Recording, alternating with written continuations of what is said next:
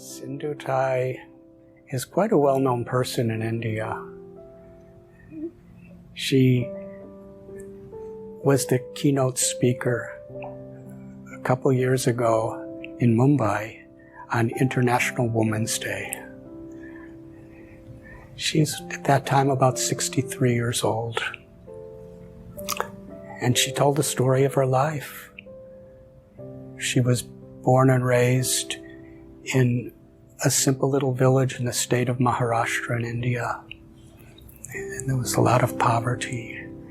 And it's a long story, but I'll make it really short. But she had to go out and herd buffaloes instead of go to school.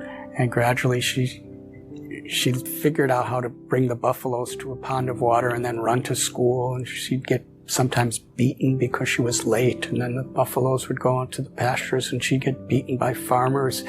And she said those were the best years of her life. When she was about 10 years old, she was forced to marry a person who was 30 years old. By the time she was 20, she had 3 sons, and she was pregnant. And somehow or other, there was a social condition where a person from the mafia was against her, the local land mafias, and told her husband that she was cheating on him, and that the child in her womb was not her husband's, but was this person who was speaking. And if you don't punish your wife, I'm going to do damage to you. So he kicked his wife, the husband, repeatedly for the purpose of killing her. And she was laying unconscious, and he dragged her to a area where the cows were kept, so that people would think that she was trampled by cows. And one particular cow had so much compassion on her that that cow stood over her and chased all the other cows away so that she wouldn't be trampled. Hour after hour after hour, that cow was protecting her. And she gave birth to a daughter under the cow and had to cut the umbilical cord with a stone. And she embraced that cow and cried and said, just as you protected me when I was in a helpless condition, I vow that I'm going to give my life to protect others. But it was a very difficult situation. She really had nowhere to go.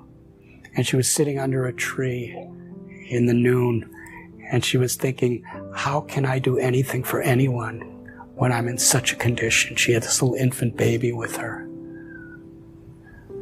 And then she saw that a branch of the tree was brutally cut by a woodsman and was just hanging by a single shred.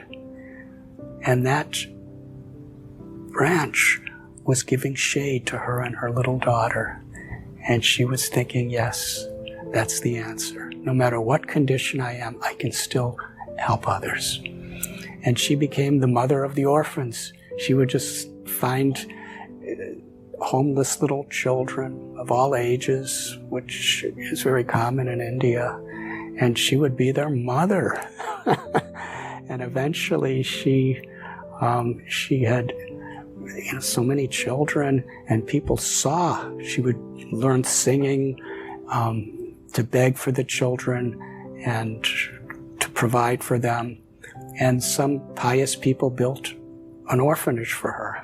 And it was growing and growing, and over the years, she's had over 1,500 children, and more than that, grandchildren. And she said the most fulfilling part of her life was one time about an 80-year-old man came to her orphanage and was homeless, diseased, and destitute, and was asking for her help. She recognized it was her ex-husband. And she said, I will help you, but not as your wife, as your mother, and gave him shelter in the orphanage. And she told the children that give him your love because he needs it more than anyone. And she would sometimes tell guests that this is my eldest son, and sometimes he's very naughty. So she was telling this whole story. She's gotten dozens of international and national awards for her work. And I met her about a year after I heard this story. And we sat together for a couple hours just talking, and she had some people with her. And when it came time for us to part, she said to me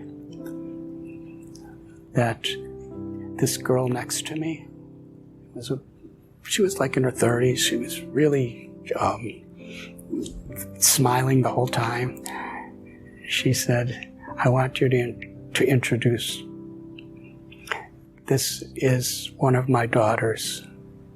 She's a doctor who's taken charge of one of the orphanages. She's the one who was born under the cow.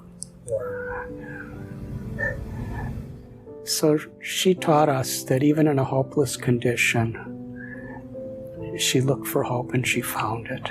And sometimes the sufferings of life could really make us more compassionate. And she found, her strength in devotion to God, who she calls Krishna. And she shared that love. She had so much too. And we all have that love. When I met my beloved spiritual teacher, Prabhupada, I felt something so special that he saw a love in me that I never could imagine existed. When we're with holy people, they see our potential and they give us faith in our potential.